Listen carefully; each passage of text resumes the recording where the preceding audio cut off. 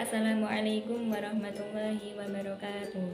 Perkenalkan, nama saya Umi Arafatul Lutfiah dengan nomor NIM 24610013 dari Universitas Darul Ulum Islamic Center Sudirman, Fakultas Pendidikan Agama Islam. Pada kesempatan kali ini, saya ingin menjelaskan dan mempresentasikan tugas pendidikan kewarganegaraan dengan tema Hakikat, Instrumentasi, dan Praksis Demokrasi Indonesia berlandaskan Pancasila dan Undang-Undang Dasar NKRI 1945. Pembahasan yang pertama yaitu tentang konsep dan urgensi demokrasi yang bersumber dari Pancasila. Yang kedua tentang demokrasi yang bersumber dari Pancasila. Yang ketiga, sumber historis, sosiologis, dan politik yang bersumber dari Pancasila. Yang keempat, membangun argumen tentang dinamika dan tantangan demokrasi yang bersumber dari Pancasila. Yang kelima, tentang esensi dan urgensi demokrasi Pancasila. Secara etimologi, demokrasi berasal dari bahasa Yunani kuno, yaitu demos yang berarti rakyat, dan kratos atau kratein yang berarti pemerintahan atau kekuasaan. Jadi, demos kratos berarti pemerintahan rakyat atau kekuasaan rakyat. Menurut Abraham Lincoln, mantan Presiden Amerika Serikat, menyatakan bahwa demokrasi adalah pemerintahan dari rakyat, oleh rakyat, dan untuk rakyat, atau the government from the people, by the people, and for the people.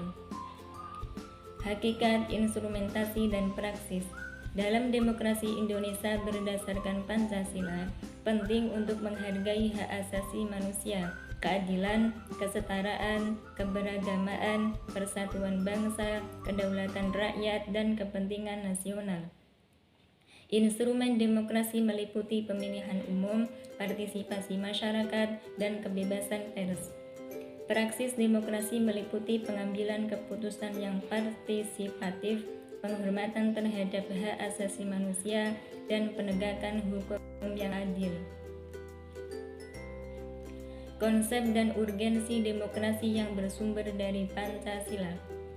Ada 3 tradisi pemikiran demokrasi politik.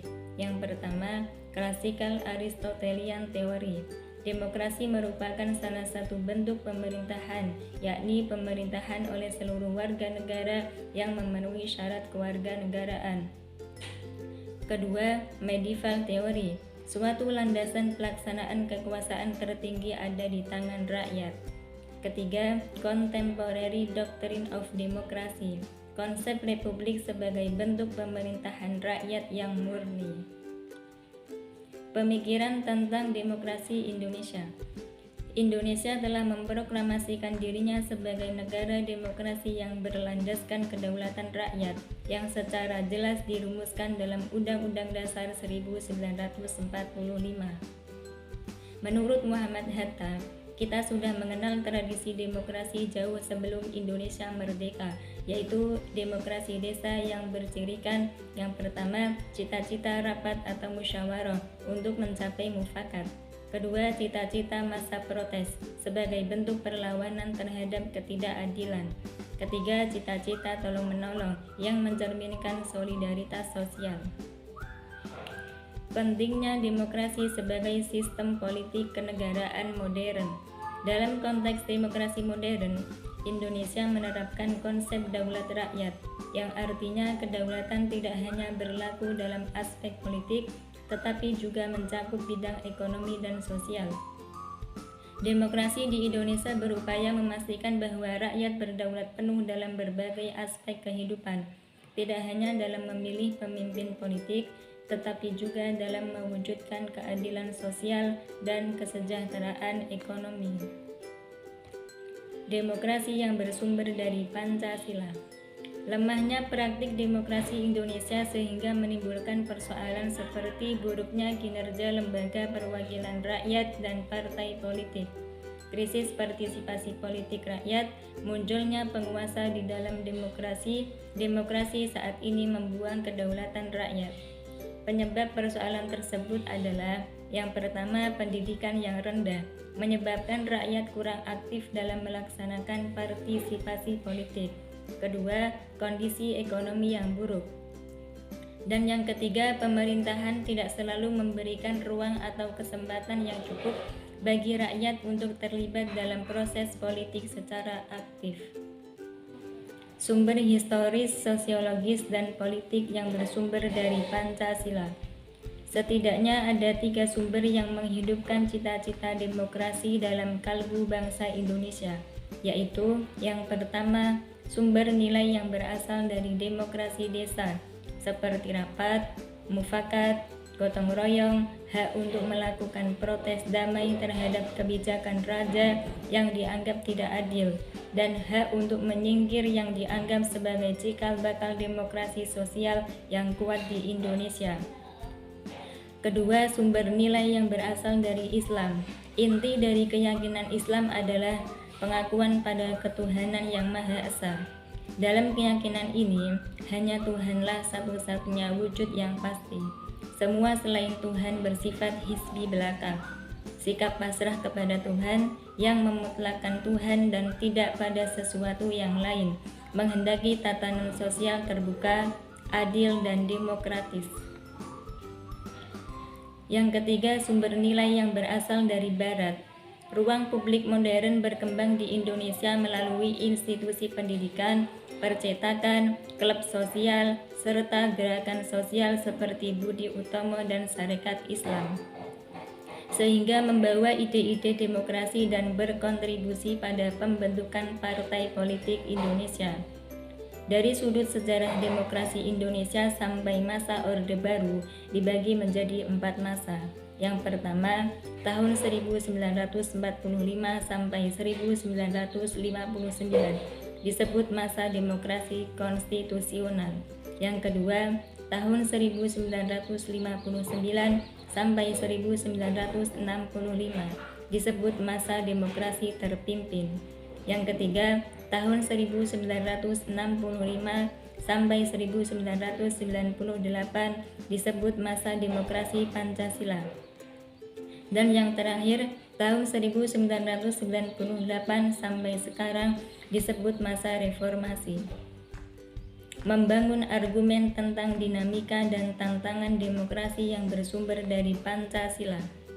Sepanjang sejarah Indonesia pernah mengalami dinamika ketatanegaraan seiring dengan berubahnya konstitusi yang dimulai sejak berlakunya Undang-Undang Dasar 1945 Pasal 1, Konstitusi RIS 1949, UUD 1950, kembali ke UUD 1945 Pasal 2, dan akhirnya kita telah berhasil mengamandemen Undang-Undang Dasar 1945 sebanyak 4 kali.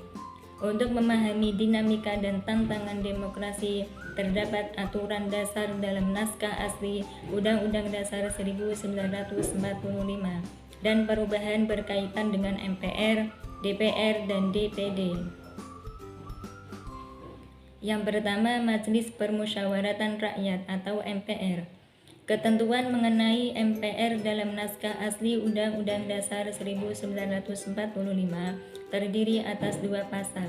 Kedua pasal tersebut adalah pasal 2 dengan 3 ayat dan pasal 3 tanpa ayat. Perubahan Undang-Undang Dasar 1945 dilakukan terhadap pasal 2 ayat 1, yaitu mengenai susunan keanggotaan MPR. Pasal 2 ayat 2 dan ayat 3 tetap tidak diubah. Adapun pasal 3 diubah dari tanpa ayat menjadi pasal 3 dengan 3 ayat. Dengan ketentuan baru ini, maka terjadilah perubahan mendasar dalam sistem ketatanegaraan kita. Perubahan dari sistem vertikal hierarkis dengan prinsip supremasi MPR menjadi sistem yang horizontal fundamental dengan prinsip check and balance, saling mengawasi dan mengimbangi antar lembaga negara. Yang kedua, Dewan Perwakilan Rakyat atau DPR. Amandemen Undang-Undang Dasar 1945 pada DPR meliputi Pada pasal 19 ditambahi aturan bahwa anggota DPR dipilih melalui pemilu. Kemudian pada pasal 20 ditambah aturan bahwa DPR bertugas untuk membentuk undang-undang yang setiap rancangannya harus dibahas bersama dengan Presiden. Kemudian, hasil rancangan yang disetujui bersama akan disahkan oleh Presiden. Kemudian pada pasal 20A dinyatakan beberapa fungsi dan hak-hak DPR. Yang ketiga, Dewan Perwakilan Daerah atau DPD. Ketentuan mengenai DPD merupakan hak baru dalam Undang-Undang Dasar 1945. Ketentuan ini diatur dalam bab tersendiri dan terdiri atas 2 pasal, yaitu pasal 20C dengan 4 ayat dan pasal 20D dengan 4 ayat. Esensi dan urgensi demokrasi Pancasila. Demokrasi yang harus kita kembangkan. Demokrasi itu selain memiliki sifat yang universal, yakni diakui oleh seluruh bangsa yang beradab di seluruh dunia, juga memiliki sifat yang khas dari masing-masing negara. Kehidupan demokratis yang kita kembangkan harus mengacu pada landasan ideal Pancasila dan landasan konstitusional Undang-Undang Dasar NKRI tahun 1945. Berikut 10 pilar demokrasi Pancasila. Yang pertama, demokrasi berdasarkan ketuhanan yang Maha Esa. Yang kedua, demokrasi dengan kecerdasan. 3. Demokrasi yang berkedaulatan rakyat. 4. Demokrasi dengan rule of law. 5. Demokrasi dengan pembagian kekuasaan. 6. Demokrasi dengan hak asasi manusia. 7. Demokrasi dengan pengadilan yang merdeka. 8. Demokrasi dengan otonomi daerah. 9. Demokrasi dengan kemakmuran. 10. Demokrasi yang berkeadilan. Mengapa kehidupan demokrasi itu penting?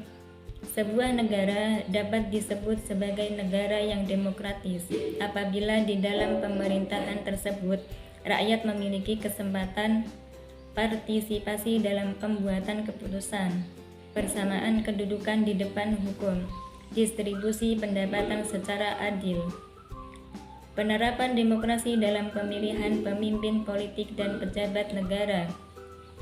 Seorang pemimpin harus memiliki kemampuan yang memadai, sehingga ia mampu melindungi dan mengayomi rakyatnya dengan baik. Oleh karena itu, seorang pemimpin harus memenuhi syarat-syarat tertentu. Berdasarkan sistem demokrasi yang kita anut, seorang pemimpin itu harus beriman dan bertakwa, bermoral, berilmu, terampil, dan demokratis. Demikian penjelasan yang dapat saya sampaikan tentang hakikat, instrumentasi, dan praksis demokrasi Indonesia berlandaskan Pancasila dan Undang-Undang Dasar 1945. Semoga bermanfaat. Wassalamualaikum warahmatullahi wabarakatuh.